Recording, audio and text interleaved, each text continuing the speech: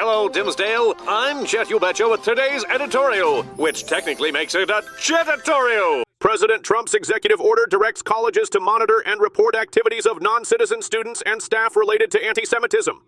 It aims to address alleged discrimination against Jewish students, including restricted access to campus facilities and harassment by targeting expressions labeled as pro-Hamas or pro-jihadist. The order calls for swift Department of Justice action against such behavior. Critics, including legal scholars and free speech advocates, argue that the order's vague language could be used to suppress pro-Palestinian activism and chill campus debate, drawing comparisons to McCarthy-era practices. They stress that higher education institutions are not legally obligated to monitor students, and international students risk severe consequences, such as visa revocation, for their political views.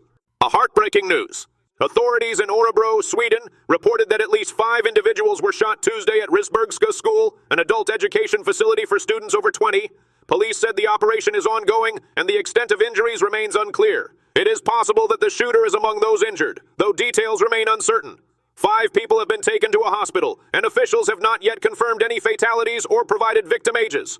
Law enforcement in the Bergslagen region launched a major operation around 1 p.m., issuing warnings about potential deadly violence and advising the public to avoid the area.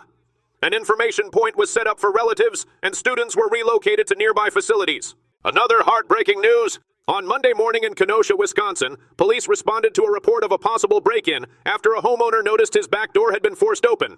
An initial search found no intruder, but less than 3 hours later, officers returned to another burglary call after a witness observed blood outside the door. Investigators discovered a 52-year-old man in his basement with a knife wound, and his dog, which had sustained a similar injury and died shortly after.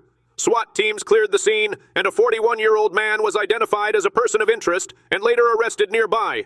Authorities have since stated that no additional persons of interest are being sought, and the investigation is ongoing.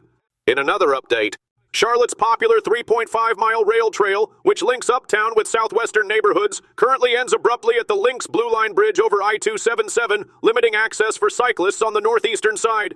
To address this gap, the Charlotte City Council approved a $16.3 million contract to Blythe Construction, Inc. for a new pedestrian bridge. Funded by state, local, DOT, and private contributions, the project will extend the rail trail to northern suburbs, enhancing connectivity across the city. Renderings depict a 280-foot-long deck featuring a 40-foot-wide bike and pedestrian path, supported by snaking double arches with cables reaching 40 feet high.